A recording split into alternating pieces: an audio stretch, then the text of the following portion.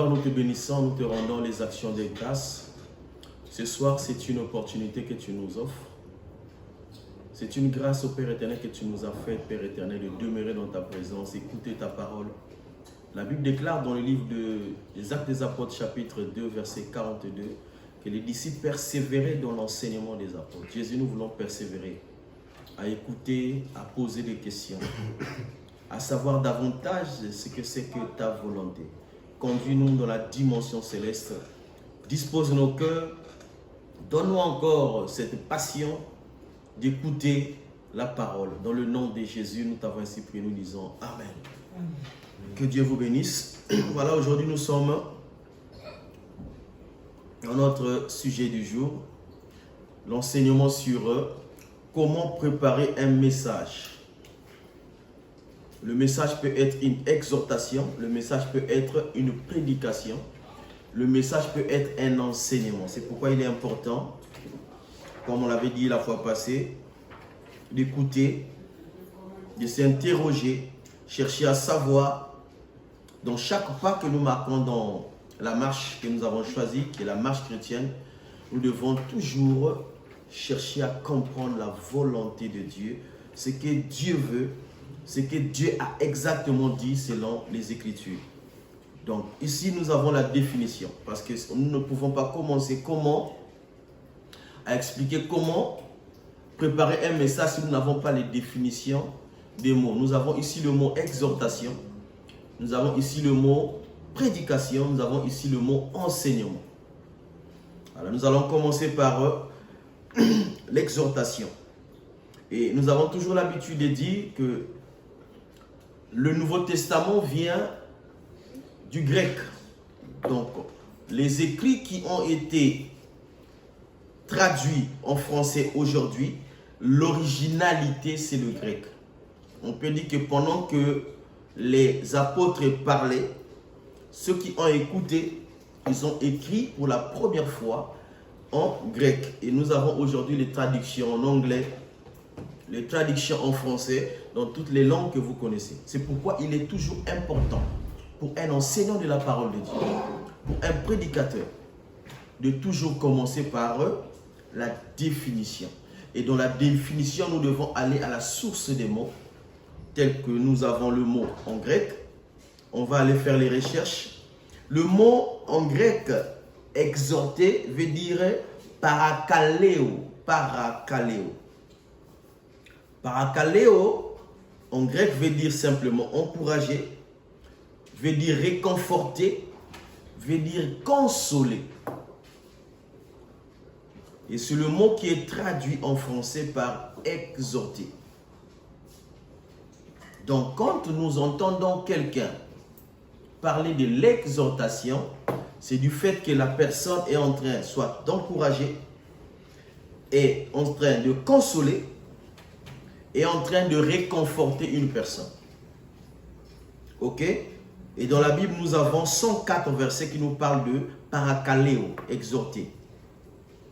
Nous allons prendre quelques 2 ou 3 versets, juste pour être en accord avec la définition du mot. Nous sommes dans Matthieu 5, verset 4. Matthieu chapitre 5, verset 4. Oui. Heureux les affligés, car ils seront consolés. Voilà. Heureux les affligés, car ils seront consolés. La consolation ici, c'est parakaleo. Donc, on peut dire que heureux les affligés, car ils seront exhortés. Un affligé, c'est lui qui a un problème, a un souci, et il a besoin de quelqu'un à côté de lui pour lui réconforter. Amen. Nous avons un deuxième passage, Actes chapitre 2, verset 40. Actes chapitre 2, verset 40. Oui. Et par plusieurs autres paroles, il les conjurait et les exhortait, disant, sauvez-vous de cette génération perverse. Voilà. Et par plusieurs autres paroles, il les conjurait et les exhortait, disant, sauvez-vous de cette génération perverse. Donc le mot exhorter ici, c'est parakaleo. Donc il voulait exhorter les frères, de sortir de cette vie, de ce système. Et le mot utilisé, c'est exhorter. C'est-à-dire que c'est encourager. Ok? Oui. Nous avons aussi les livres des Actes des Apôtres, chapitre 19, verset 31. Acte chapitre 19, verset 31. Mhm, Quelques-uns même des Asiarques, mhm, qui étaient ses amis, mhm, envoyèrent quelqu'un vers lui mhm. pour l'engager à ne pas se rendre au théâtre. Voilà. Donc, pour s'engager, pour l'exhorter à ne pas se rendre au théâtre. Ok? Donc, dire à quelqu'un de ne pas aller quelque part, certainement, il y avait un problème au sein de l'endroit où il devait s'y rendre. Et celui qui vient donner l'information, pour ne pas s'y rendre, il est en train d'exhorter. Ok? Alors, nous avons le dernier passage dans Josué 5, verset 1. Le verset dit, « Nul ne tiendra devant toi tant que tu vivras. » Ça, c'est un exemple que j'ai pris d'un encouragement ou d'une consolation ou d'une exhortation. Ce n'est pas parmi les 104 versets, mais c'est un verset que j'ai pris comme exemple pour nous dire que voilà, ce qui a été dit à Josué par Dieu lui-même dans Josué chapitre 1 verset 5, je vais répéter le verset. « Nul ne tiendra devant toi tant que tu vivras. Je serai avec toi comme j'ai été avec Moïse. Je ne te délaisserai point, je ne t'abandonnerai point. » Dieu est en train d'encourager Josué. Pendant la marche, durant la marche de 40 ans, Josué, qui était celui qui était censé prendre le peuple de l'Égypte pour les faire rentrer dans la terre promise, voilà, cet homme est décédé. On peut appeler ça comme ça. Dieu le rappelle, Dieu lui ramène sur une montagne et c'est Dieu lui-même qui va s'en charger de sa mort et même de ses funérailles. Donc, Moïse s'arrête en cours de chemin. Il n'y a plus personne pour continuer la mission. Il n'y a plus personne pour continuer la vision, selon ce qui a été dit depuis l'Égypte. Parce que c'est lui qui avait reçu la révélation. C'était qui? C'était Moïse, n'est-ce pas? Alors, après sa mort, la Bible dit dans le premier verset, il dit, après la mort de Moïse, serviteur de l'Éternel. C'est après sa mort. Donc, Dieu là n'est pas en train de prêcher à Josué. Dieu n'est pas en train d'enseigner à Josué, mais il est en train de l'exhorter. Donc, il était quelque part découragé. Il était affligé. Il était désorienté. Et donc, il fallait une seule parole pour faire quoi? Pour l'encourager. Ok? Donc, nous avons un exemple, un seul que j'ai pris pour affirmer, pour confirmer le mot parakalaïo. Ça veut dire consoler une personne, exhorter une personne, encourager une personne, ou encore réconforter une personne. Ok? Amen. Voilà, nous avons 3 versets que nous avons pris. Matthieu 5, 4, Acte 2, 40. Nous avons Acte 19, 31. Et nous avons comme verset d'exemple Josué 1, verset 5. Où Dieu lui-même exhorte Josué. C'est bon? Alors nous avons le deuxième mot, toujours dans la définition, qui est le mot prédication. Le mot prédication en grec, c'est kérousso. Et ce mot veut dire proclamer ouvertement quelque chose. Kérousso veut dire proclamer ouvertement quelque chose. Et quelle est la chose que nous devons proclamer ouvertement? C'est l'évangile de Dieu, n'est-ce pas? Amen. Donc, kérousso ici veut dire proclamer ouvertement quelque chose et le même mot est traduit en français par prêcher, la prédication. Le même mot veut aussi dire crier, veut aussi dire publier. Kérousso. Et nous avons 60 versets dans la Bible qui parlent de kérusso. Parmi les 60 versets, je vais toujours prendre 3 versets bibliques. Donc nous avons Matthieu 3, verset 1. Matthieu chapitre 3, verset 1. Mhm. En ce temps-là apparut Jean-Baptiste, prêchant dans le désert de Judée. En ce temps-là, apparut Jean-Baptiste prêchant dans le désert du Jourdain. Et le mot prêcher là, c'est kérusso. Donc, il proclamait ouvertement. Il n'exhortait pas, il n'enseignait pas, mais il proclamait ouvertement la parole de Dieu, l'évangile. Ok? Ça, c'est le premier verset. Et le deuxième verset dans les livres des Actes des Apôtres, plutôt dans Luc 4, verset 19. Luc chapitre 4, verset 19. Oui. Proclamez aux captifs la délivrance et aux aveugles le recouvrement de la vue. Proclamer aux captifs la délivrance et aux aveugles le recouvrement de la vue. Pour renvoyer libres les opprimés. Ok? Pour publier une année de grâce du Seigneur. Pour publier. Nous avons dit kérusso veut aussi dire publier. Ok? Veut aussi dire crier. Donc là, le verset nous explique que prêcher, c'est publier. Comme il est écrit, il est mentionné dans le passage, publier une année de grâce. Donc il y a des enfants qui sont opprimés, il y a des enfants qui sont dans la douleur, dans la détresse, et la parole vient pour proclamer, pour dire, publier quelque chose de nouveau, afin que leur cœur soit consolé. Ok? Amen. Et nous avons le dernier passage dans le livre de Apocalypse, chapitre 5, verset 2. Je vais lire au nom de Jésus. Amen. Et je vis un ange puissant qui criait d'une voix forte. Je vis un ange puissant qui criait d'une voix forte. Qui est digne d'ouvrir le livre et d'en rompre les sceaux.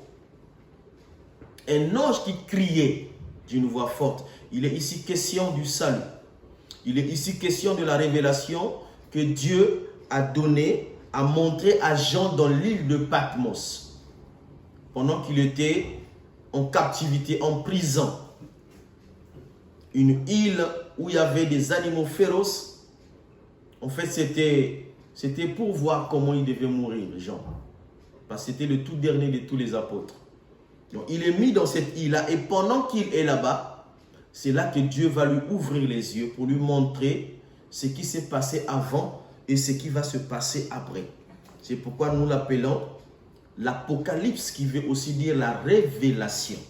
Ok? Et un ange criait. On peut dire cet ange-là aussi prêchait. C'est le même mot kérusso. Donc l'ange qui proclamait la parole, l'ange qui criait, il annonçait la parole pour consoler Jean. Il expliquait à Jean ce qui s'est passé. En fait, il parlait de l'agneau qui était immolé. Il parlait de la mort de Jésus, de la résurrection de Jésus. Il parlait de la préparation. Comment Dieu avait convoqué le ciel. Il avait convoqué la terre, tout ce qui était sur la terre, les prophètes, tous les habitants de la terre. Il a convoqué même tous ceux qui étaient décédés. Et la question était de savoir qui va aller donner sa vie pour le salut de l'humanité. Et Jean ne voyait personne. Il a dit à la suite qu'il pleurait de ce que personne n'était trouvé digne d'ouvrir le livre et de le regarder. Ok? Donc là, le mot revient kérusso, crier. C'est pourquoi vous voyez beaucoup de prédicateurs, pendant qu'ils prêchent, ils crient. C'est une petite confusion, parce que dans la définition, prêcher veut aussi dire crier. Mais crier, ce n'est pas dans le sens de que nous devons casser nos voix pour parler pendant 1 heure, 2 heures du temps, non. Donc on peut parler tout doucement, mais tout en prêchant, n'est-ce pas? Amen. Donc voilà, c'était le 3e verset. Nous allons continuer. Comprenez que ce que je donne, c'est la matière. Et prenons du temps à faire des recherches, retrouver tous les autres versets, lisez, méditez et nous pouvons revenir pour les questions afin que cela soit clair dans la dans la tête de chacun de nous. Donc nous avons un exemple sur prêcher, dans Luc 24, versets 1 à 10. Luc 24, versets 1 à 10.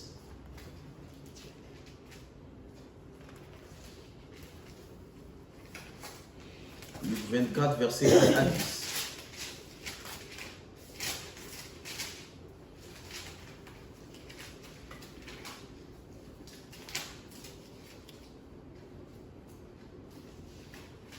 Luc 24, versets 1 à 10. Luc, chapitre 24, Oui. versets 1 à 10. Mhm. Le premier jour de la semaine, Mhm. elles se rendirent au sépulcre de grand matin, Mhm. portant les aromates qu'elles avaient préparés. Mhm.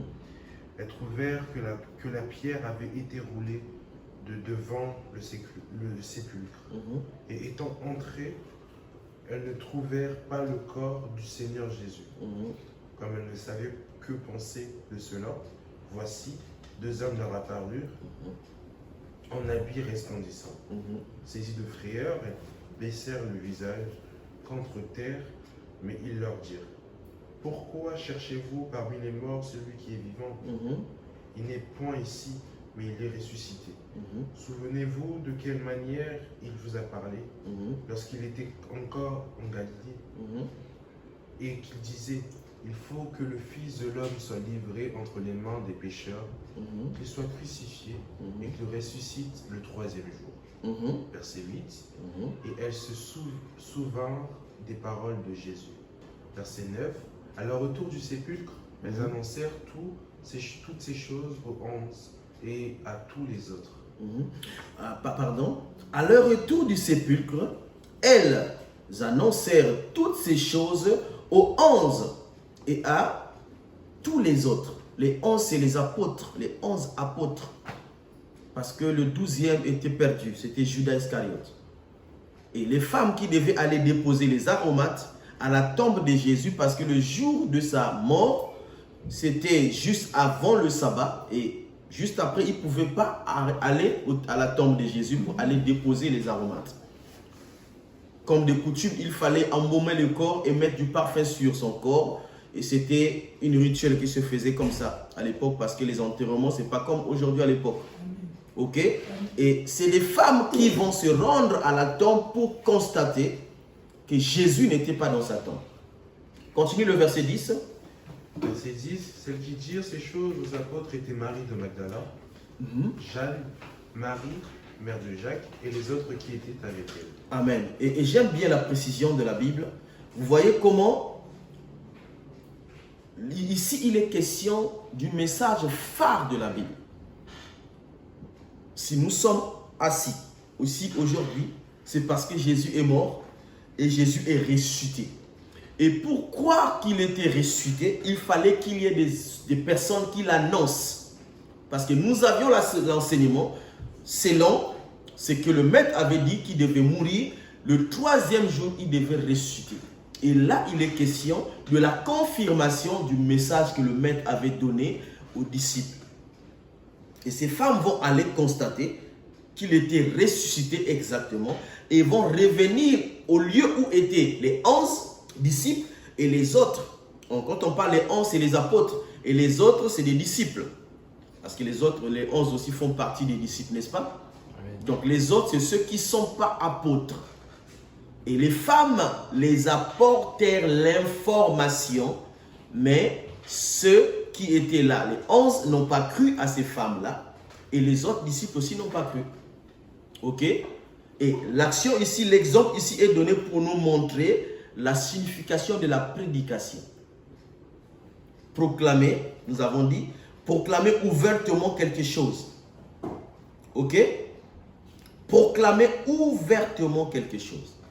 Donc, on peut dire que ces femmes sont venues proclamer ouvertement. C'est pourquoi j'ai toujours la pensée de dire que il est permis à la femme de proclamer, de prêcher la bonne nouvelle. Il est important de saisir cette opportunité, bien aimé. Parce que c'est souvent là, la mauvaise incompréhension de la parole de Dieu qui fait que nous puissions déborder. Là, il est question, et quand la Bible mentionne il cite même les noms de ces femmes, ce n'est pas pour rien. C'est pour nous dire l'importance de la femme dans l'assemblée.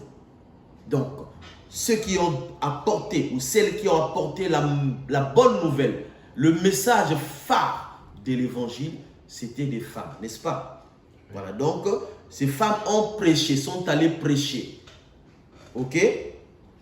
Voilà, nous avons le deuxième mot, ça va? Amen. Ok. Et nous avons le troisième mot. En grec, nous sommes sur le mot enseignement. Ok? En grec, didasko.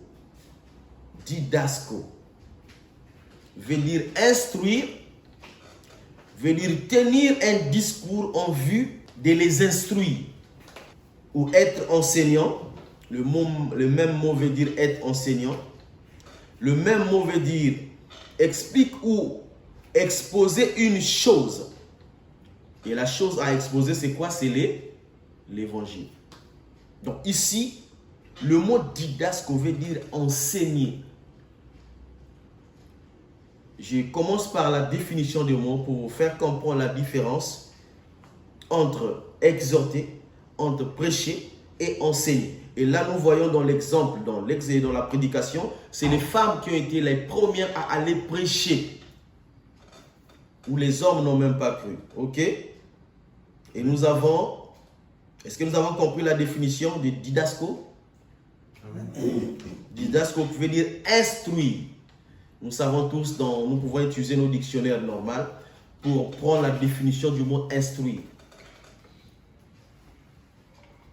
On peut aussi dire construire. Ok? On bâtit par un fondement, une fondation. On ne bâtit pas la vie chrétienne par des prédications. On ne bâtit pas la vie chrétienne par des exhortations. Mais on bâtit l'église de Dieu, le temple de Dieu, la vie d'un chrétien par les enseignements. Actes des apôtres, chapitre 2, verset 42. Les disciples persévéraient dans l'enseignement des apôtres. Ils ne persévéraient pas dans les exhortations, ils ne persévéraient pas dans les prédications, ils persévéraient dans l'enseignement des apôtres. Voilà, nous avons 91 versets dans la Bible qui nous parlent de didasko. Le premier verset, nous avons choisi, j'ai pris 3. Et cette fois-ci, j'ai pris 4 versets pour l'enseignement. Donc, Matthieu 4, verset 23. Matthieu chapitre 4, verset 23. Exact. Jésus parcourait toute la Galilée en enseignant tout dans les synagogues, prêchant la bonne nouvelle du royaume et guérissant toute maladie et toute infirmité parmi le peuple. Voilà. Donc là, la Bible nous parle de deux éléments. Il nous parle de l'enseignement, il nous parle de la prédication. Mais il commence par l'enseignement. Tu peux répéter le verset s'il te plaît, frère, pour la bonne compréhension, tout doucement. Jésus parcourait toute la Galilée, enseignant dans les synagogues. Jésus parcourait toute la Galilée, enseignant dans les synagogues. Prêchant la bonne nouvelle du royaume. Prêchant la bonne nouvelle du royaume. Et guérissant toute maladie et toute infirmité parmi le peuple. Voilà. Donc il y a enseignement, il y a prédication, il y a la guérison. Ok? Amen. Le verset nous confirme que Jésus, notre maître, enseignait, en même temps il prêchait. Ça veut dire qu'il faisait asseoir la doctrine, il faisait asseoir l'enseignement, le fondement de l'Église, la base de l'Église, le socle de la vie chrétienne, et il prêchait en même temps pour faire quoi? Pour proclamer les paroles, comme on a dit, le mot kerusso, proclamer ouvertement. Donc il proclamait aussi ouvertement quelque chose. Il s'agit ici de l'évangile. On peut dire il criait aussi ou il publiait après l'enseignement. Ok? Le deuxième verset, nous sommes dans Matthieu 5, verset 2. Matthieu chapitre 5, verset 2. Puis ayant ouvert la bouche, il les enseigna et dit: Heureux les pauvres en esprit, car le royaume des cieux est à eux. Heureux les affligés, car seront consolés. Voilà, tu peux t'arrêter là. Notre verset, c'est le verset 2. Puis ayant ouvert la bouche, il les enseigna et dit. Ici, c'est le mot didasko. Donc Jésus les enseignait. Jésus les instruisait. En même temps, il disait. Donc la priorité de Jésus, de notre maître, était l'enseignement. Ok? Amen. Voilà. Nous avons le troisième verset, Matthieu 28, verset 20. Matthieu chapitre 28, verset 20. Oui. Et enseignez-leur à observer tout ce que je vous ai prescrit. Et voici, je suis avec vous tous les jours jusqu'à la Commence à fin. partir du verset 19. C'est notre slogan que nous répétons tous les jours.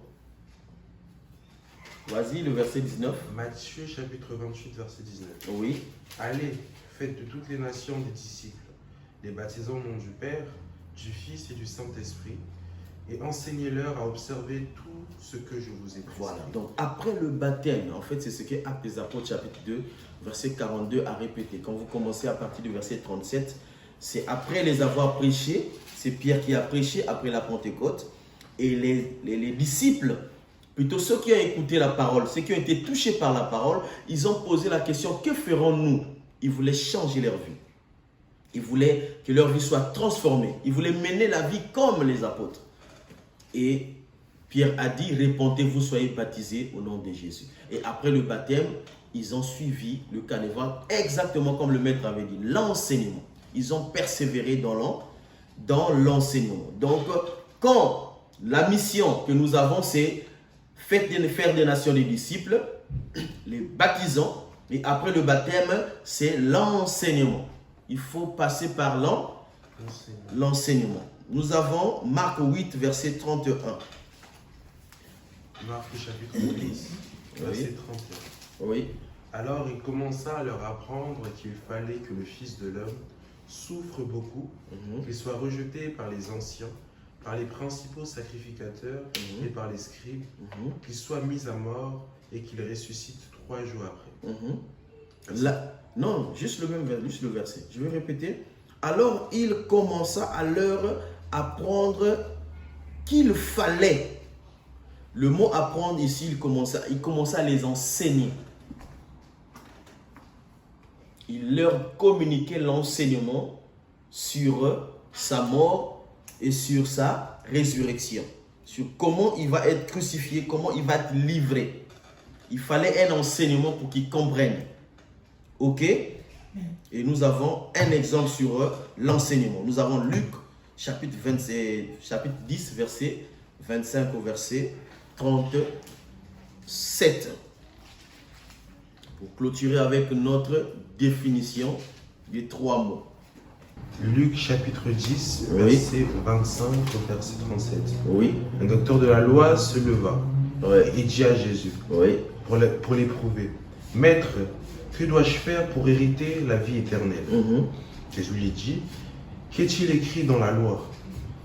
Qui lis-tu » Il lui répondit, « Tu aimeras le Seigneur, ton Dieu, de tout ton cœur, de toute ton âme, de toutes tes forces, de toute ta pensée, et ton prochain comme toi-même. » Verset 28, « Tu as bien répondu, lui dit Jésus, fais cela et tu vivras. » Verset 29, mais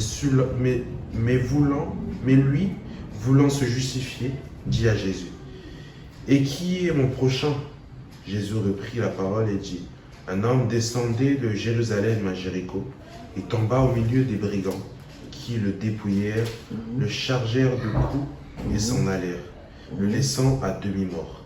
Un sacrificateur qui fortuitement descendait par le même chemin, ayant vu cet homme, passa outre. » Verset 32, « Un lévite qui arriva aussi dans ce lieu, l'ayant vu, passa outre, mais un samaritain qui voyageait, étant venu là, fut ému de compassion lorsqu'il le vit.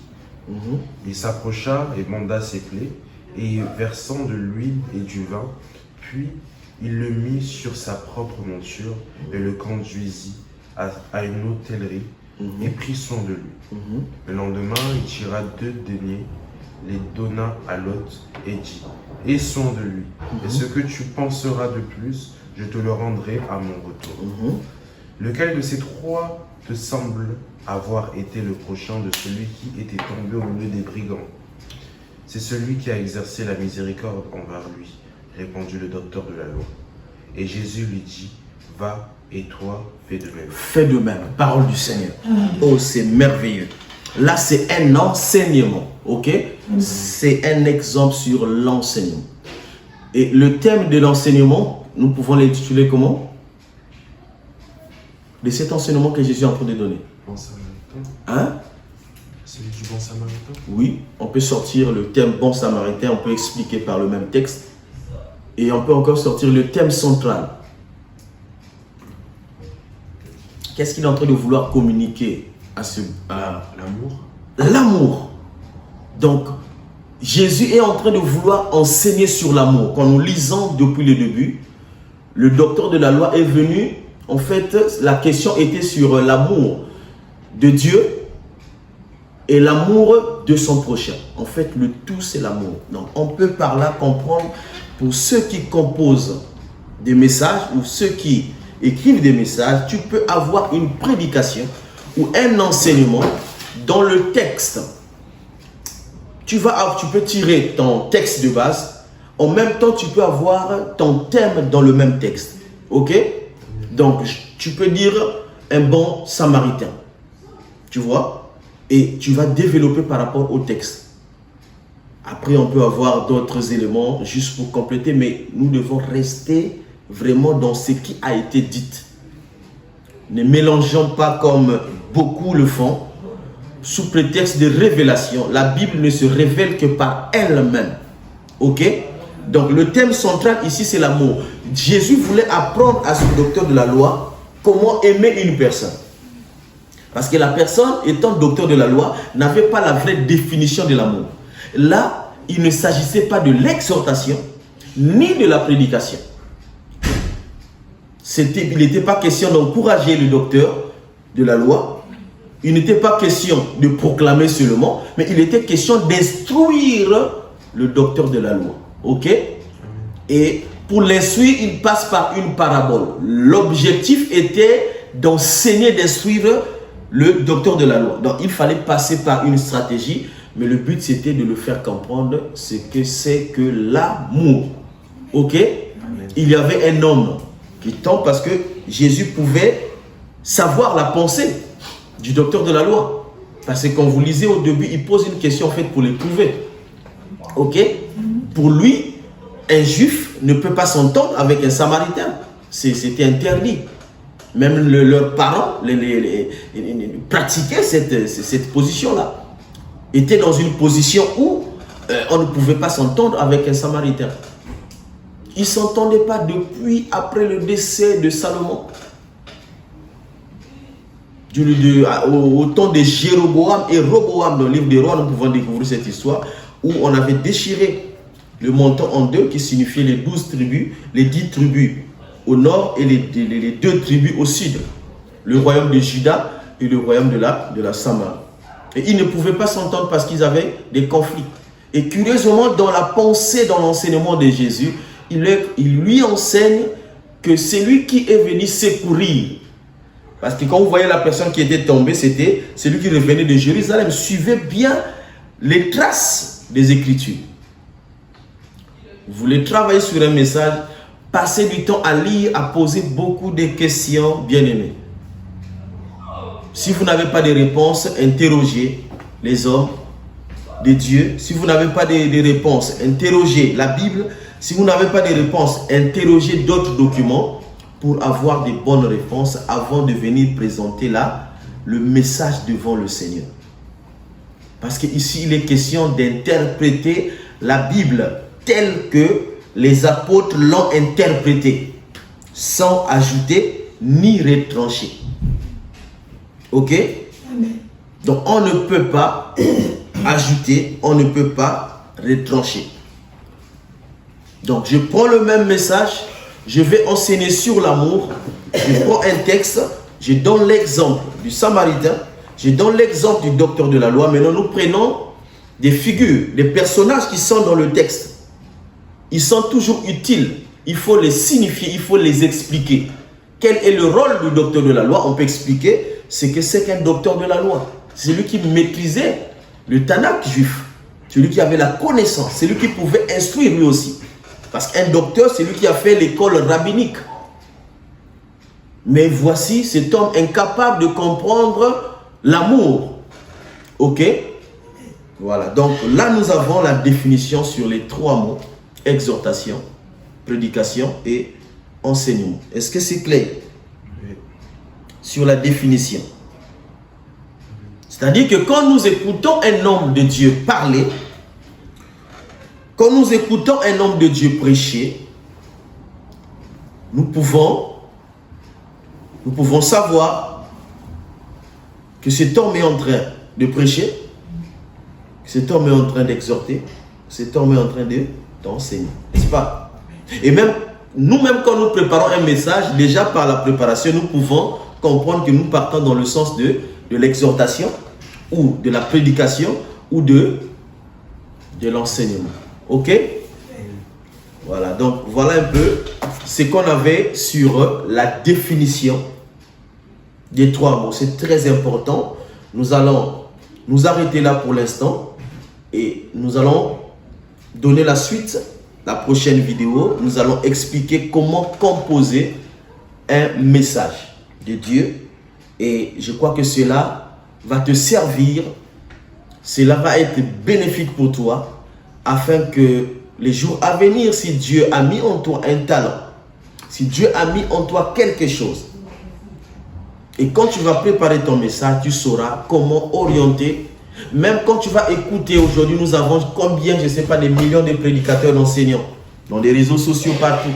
Quand nous allons écouter un enseignement, une prédication ou une exhortation, nous saurons comment nous orienter, comment nous focaliser par rapport à ce qui est dit. Et voilà, que Dieu vous bénisse, que Dieu vous comble dans le nom de Jésus. Alléluia.